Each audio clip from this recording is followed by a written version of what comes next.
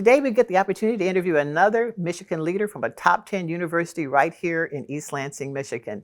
The president of Michigan State University is with us today. Stay tuned.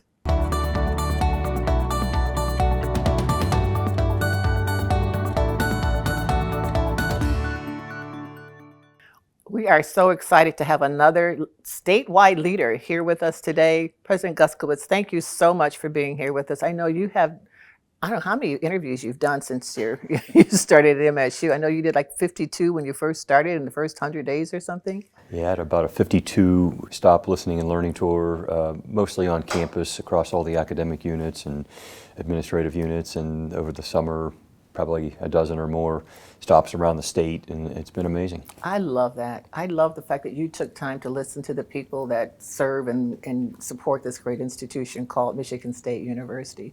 Tell us a little bit about your journey. How did you get to East Lansing, Michigan? Yeah.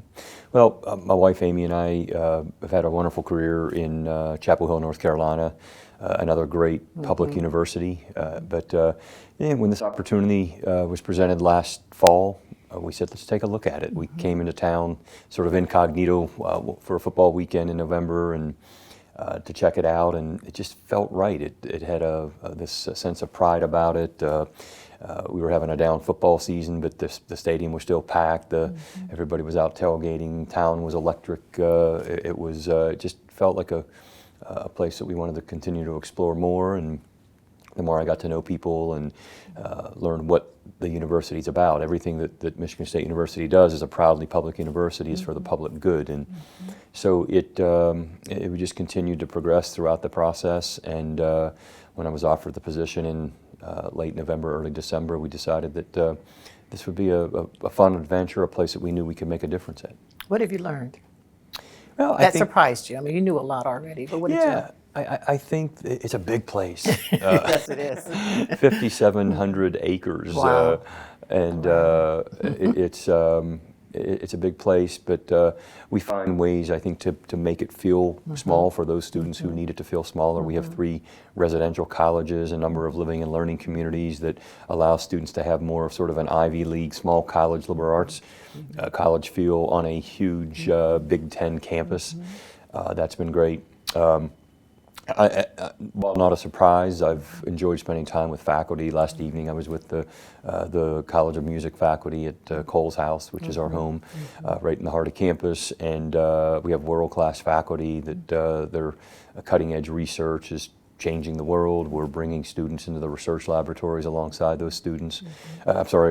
Students into the laboratories alongside the faculty, and we're going to be revamping the curriculum here over the next year and a half, and it's a proudly public university that I'm very happy to be leading. You know, this is more for the media than it is for you, but people talk about the athletics at MSU, which is phenomenal, great, and we all like following that. But the academic part of the house is just incredible. You know, the #1 college of education in the country for I don't know how many years. You know, the rare isotope beam, the work they're doing there, how that helps our economy. Talk a little bit about that side of the house and some of the phenomenal accomplishments of the faculty and staff. And then I want you to talk about your vision. Yeah. I mean, we have leading programs in so many areas. You mentioned the College of Education, the College of Music, as I said, I was with last evening. Right. Our FRIB, facility for rare isotope beams, that researchers across and the Department of Defense, but researchers across the globe rely on to come here to have access to that facility, and the expertise that exists there brings in over $120 million a year of mostly federal funding. But our business and hospitality management program is up there, ranked among the top 2 or 3 every year. Our Broad College of Business is climbing in the rankings. We have 2 great medical colleges, a nursing school that's on the move, on the rise. So as I talk about, we have to amplify the excellence, is what I've been talking about. Get the community and the state of Michigan focused on all the great things that happen at Michigan State University, because there's a lot of great things. It's a humble place. We tend not to toot our horn very often, and I keep saying that we've got to find those opportunities to do that. Absolutely. As I was sharing with you, I had a grandson who's there now, and I think he's going to go to graduate school only because he doesn't want to leave. Yeah. Because he just loves the place, So it's not so much he wants a master's degree. He just doesn't want to leave MSU because it's just a phenomenal place and he's doing really well there. So I love spending time with students, and I look forward to meeting Darius. I've not yet met a student, and that has not talked about the incredible experience that they've had at Michigan State, whether they're a senior and I or won. or somebody one that's graduated a decade ago. They love their time at Michigan State. Yeah, the loyalty, the fan base is huge. We attend a lot of women's basketball. We have season tickets to a lot of the games in Wharton and other places. But the fan base is who we're talking to now. Those who are 50 and older are in those stands. They're at the Wharton Center. They're at the women's basketball games. They're cheering for the students there. They love that place. They never leave, and I feel like I'm the same way. I'm still a kid at MSU when I get there, So it's a wonderful place. So congratulations on being wise. Being wise enough to accept that position when it was offered to you. That shows how intelligent you are. And I want to talk a little bit about your future, the vision that you have for the future. I get all choked up when I talk about MSU. Sorry, folks. But I want to talk a little bit about the vision that you have for the future of MSU. I heard you speak at the policy conference in Mackinac Island. And I was just so impressed with how you talked about how teaching and learning is evolving. Would you share that with our audience? Sure. Well, I think that we have an opportunity at Michigan State to define what the land grant of the future should be and what it should look like and how we should think about the curriculum and the experiential education opportunities. I think we embrace the rich land grant mission of Michigan State University, which is important, but yet I think we are becoming a more contemporary looking, feeling university, and that's important. I told this graduating class of 2024 over at Breslin as they were walking across the stage that they're graduating in the year 2024, but they'll be retiring from their careers around the year 2074. What jobs and what careers will exist 50 years from now? Right. And it's our responsibility as a leading global public research university to be thinking about that now and adjusting the curriculum and to meet those needs, the workforce needs of today and of tomorrow. And I'm forming a group of leaders across the state that I think are going to help us to better understand what those workforce needs are, so that we can adjust the curriculum, we can provide the experiential education opportunities for our students that I think will set them apart, and also help drive the economy of Michigan. We want to be a place that new businesses are attracted to. Right, because it's you talk about that's really when you stop and think, you have to stop. This aha moment, 50-year span there, and they're graduating with a bachelor's degree in accounting or whatever. But there's a 50-year span there. So how do they want to make a difference during those 50 years of their life, right? Yeah. That's powerful, very powerful. And then the other part, you talk about corporations and businesses and the research and bringing that in. Talk a little bit more about that. What does that mean to this institution? Yeah, I mean, one of our big initiatives is our Engineering and Digital Innovation Center that we are preparing to launch. We received some funding from the state last year toward this endeavor, and we have another request from the legislature that will help us raise some private funds toward this that I think will be a game changer. We can't train engineers in the same way that we did even 10 or 15 years ago.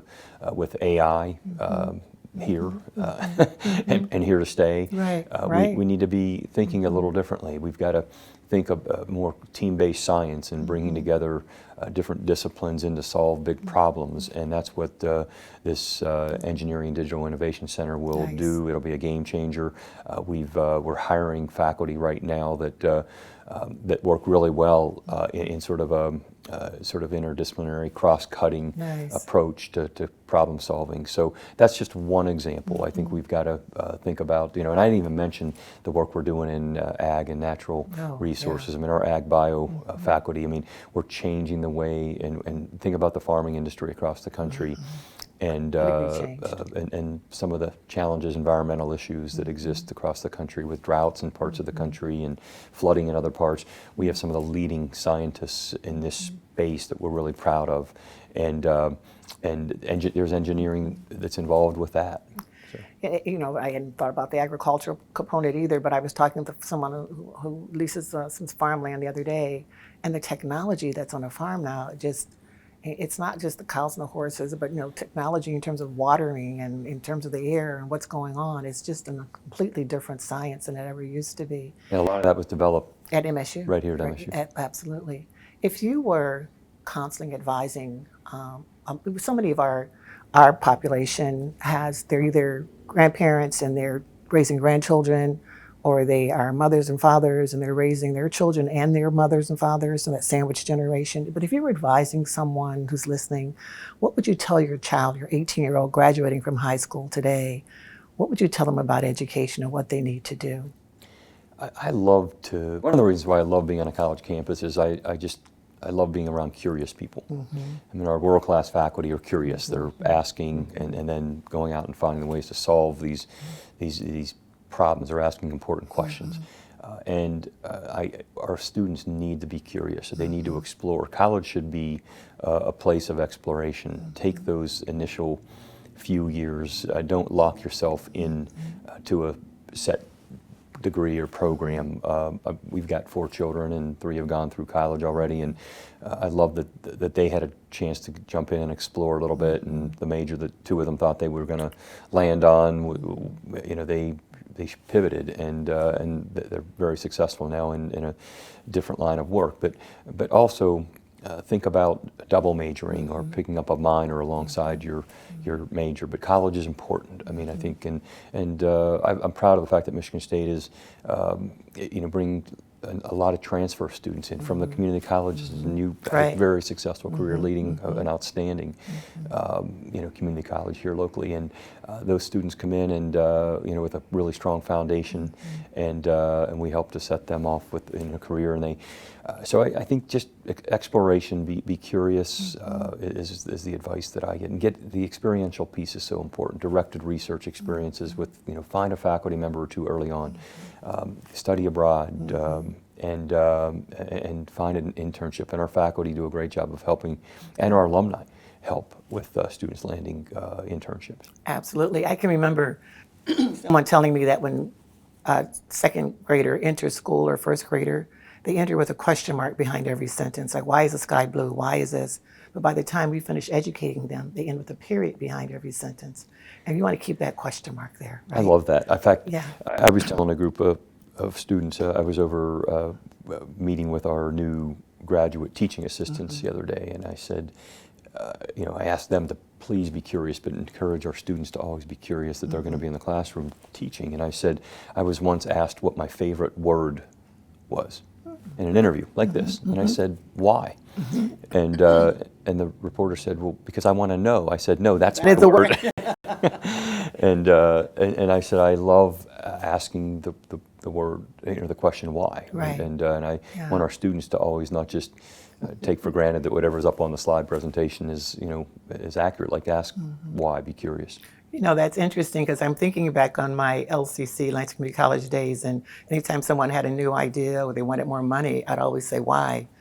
And then why? Whatever the answer was, why? Until you get to the impact, right? Till you get to the cost and the ROI and the benefit. But we should all ask why. Keep that question mark behind every sentence and the continuous learning. That's something else that even here at AARP, we always tell older adults, everyone, don't stop learning. There's always another class you can take. There's always a seminar or workshop, but just don't stop learning. Keep that brain active, and, you know, take something that you're not comfortable with. Take something that, you know, you don't.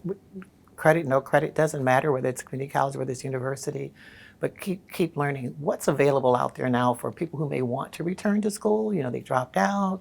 What would you encourage them to pursue, or how would they get back into higher education, or is MSU right for them? We provide a lot of opportunities at Michigan State for just that, regardless of your age. Come back and learn. Continuous learning is important. We've got, I mean, there's some non-degree opportunities with that you can come and get engaged and maybe meet a professor that might inspire you to think about going on and finishing your degree or pursuing your degree. We have a program, Coffee with the Prof program, that's available to the community, and a lot of local retirees take advantage of that. We have our Age Alive program that is set up through the College of Osteopathic Medicine, and it's around just emphasizing the sort of the skill sets and just general themes and ideas around quality of life across the lifespan, and that gets folks excited. And then there's always an opportunity to to go and become that non-traditional degree-seeking student that decided to go back because they wanted to pivot into another career field. And so we do provide those opportunities. And we have 51,000 students this year, the most students ever enrolled at Michigan State University this year in our nearly 170-year history. And many of them are those who decided to come back. Right, wow. I remember Dr. Ellen Kosick when I was in the Labor Industrial Relations program at Michigan State University. I took a class with her, and then I was asking the why question all the time. And then I took another class with her, and the first day she said, "Oh, she's back," because just, she knew that she was going, and she became my biggest mentor and helper, and just from asking why, making those kinds of connections. But that's the kind of affinity that a lot of people have with this great institution called Michigan State University. And I think I've often said that the best retirement community is on a college campus. I mean, there's so much to offer beyond the classroom. There's the Wharton Center is amazing to come back to see theater and shows, and this season's phenomenal. It is phenomenal. It's going to be great. You've mentioned the sporting events. I mean, the libraries, the museums. The Broad Art Museum is just incredible.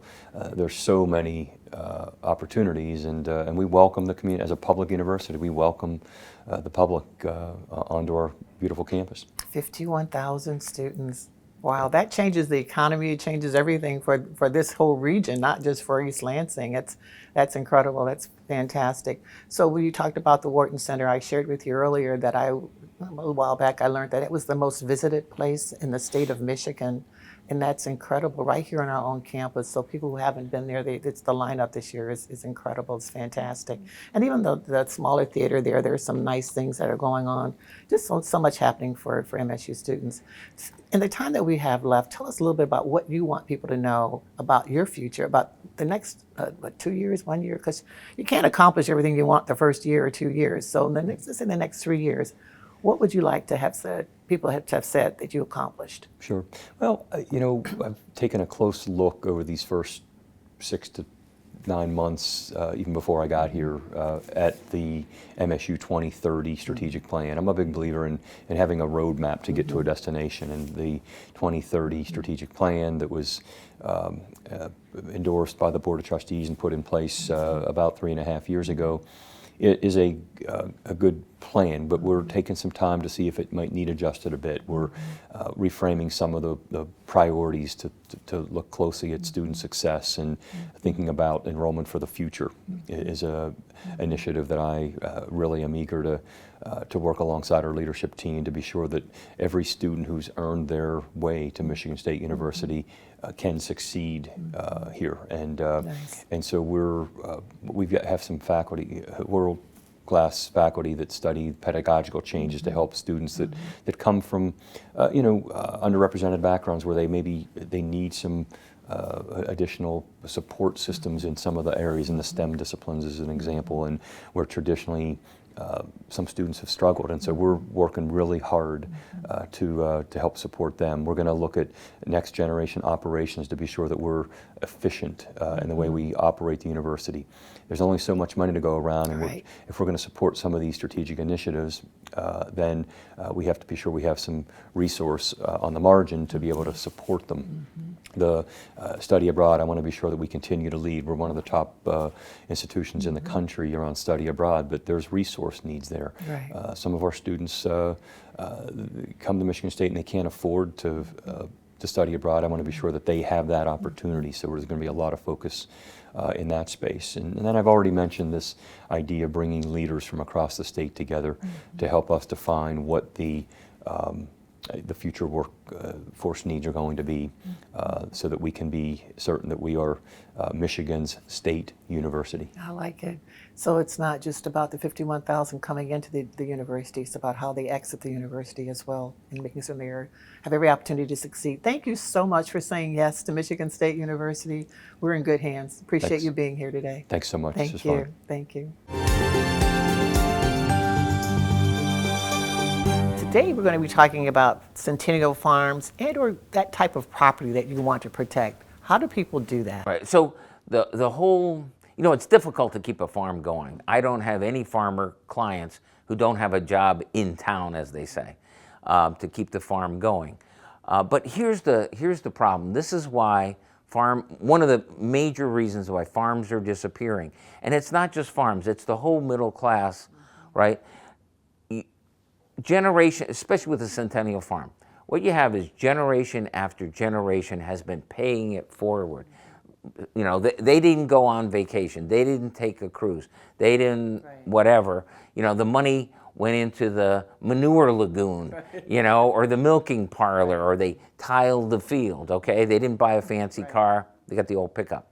Okay, maybe they bought a tractor. Right. But now, and back in the day, when Grandpa got a little loopier than usual, you put him in a rocking chair on the front porch. Nowadays, you put him in a nursing home that costs hundreds of thousands a year, okay? And now, and there's no cash in the farm, we put it into the milking parlor. Okay, fine. But now, we're selling off the farm 10 acres at a time.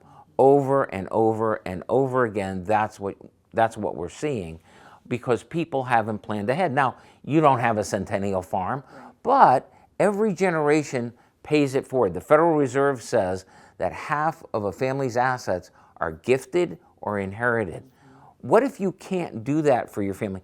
People talk all the time, oh, the middle class is shrinking, the middle class is shrinking. We all stand on the shoulders of giants. So people need to pay attention and make certain that you protect your assets. Thank you, David. Appreciate Thank you, Paul. that. You bet. We hear a lot about direct care workers. Let's learn a little bit about how to enter that profession and what career paths are available once you do enter it. And to talk about that today, we have with us Bethany. Thank you so much for being with us. Thank you for having me. Now tell us about what you do. You actually train direct care workers. I do. My name's Bethany Dizer. I'm the Assistant Director of the Impart Alliance. I'm a nurse and a nurse practitioner by trade. And the thing that I get to do the most at work is train direct care workers to provide excellent care, to learn about the people that they serve, and to build a career in this really exciting and interesting field. So when you talk about building a career, what are some of the steps? You enter as a direct care worker and you need to be trained in that area as well, but then there are other career ladders. Absolutely. We like to think about a career lattice and a career ladder. Coming into the direct care field, anyone with the enthusiasm, the interest, and the go get them to get into this field is welcome. We want to help people train to learn the skills that they need to be able to provide excellent care, as well as the knowledge that they need to understand the people that they work with and the complex healthcare system they work within. And then within that field, we love to see people advance to be leaders among their colleagues in direct care work, as well as a lot of people go on to be in other fields in healthcare after working as direct care workers. And is there an age limit on that? Is that for anybody? I like to think it's for anybody and it's for everybody. We train people over the age of 16 or 17 who want to get into the field and start their careers, and no age limit for sure. I appreciate that. Thank you so much for what you do, and thanks for being with us today, Bethany. Thanks for having me. My name is John Colspell. I've been a rheumatologist now for a little over 30 years. I noticed early in my career this thing called fibromyalgia seemed to jump in on top of just about any type of rheumatic disease I was seeing. That's part of where the confusion about fibromyalgia comes from, is because it does overlap on just about everything we see in musculoskeletal medicine. Harvey Moldovsky showed us in 1975, which is now 48 years ago, that the sleep is an extremely important part of this. And actually helping patients, about 60 to 70% of helping patients is helping them with their sleep. There are numerous things that cause sleep disturbances, in particular inflammatory arthritis. What happens with inflammatory arthritis is energy is diverted away from mitochondria, where we use it for creation of energy, to the creation of inflammatory mediators. So you get a decrease in your energy-producing aspect of your cells, and that causes problems systemically. So that makes peripheral nerves not work. And it looks like small fiber neuropathy is a big part of things like fibromyalgia, which is due to mitochondrial dysfunction, which happens with our inflammatory diseases. It happens with a lot of other causes of sleep disturbances, so that there are things like snoring or allergies that end up causing sleep fragmentation. There are things like restless leg syndrome. There are osteoarthritis of, say, the neck will cause sleep disturbances. And if you treat that, that can help with that portion of the sleep disturbance. Treating the underlying causes of fibromyalgia, or the secondary stuff, actually helps the fibromyalgia and helps the other aspects you're trying to treat. Talking about transportation with CATA. Thank you for being here, Lolo. Appreciate you being here today. A lot of times people have mobility issues and they can't access CATA, a regular CATA vehicle, the way that other folks can. What options do they have?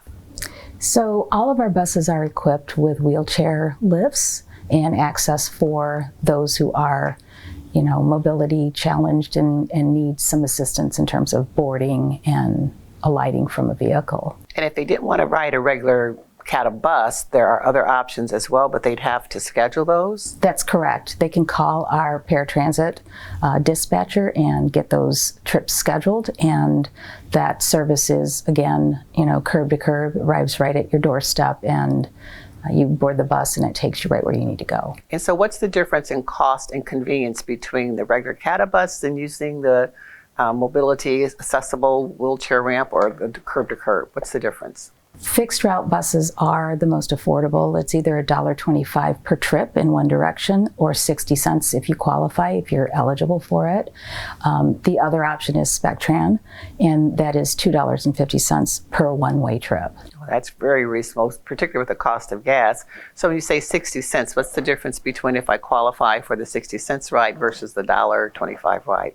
So in terms of our conversation today, 60 cents would be applicable to senior riders, and they would just need to get a CATA card, CATA Club card, and that would be what they show the operator when they board the bus. Excellent. And they get that 60-cent fare. We need to make certain that people know about that. And so the senior is starting at what age? 45? 65. 50? Oh, okay. I was just Yeah. at 65 years old. All right. So that's news that you can use from CATA. Thank you for being here today.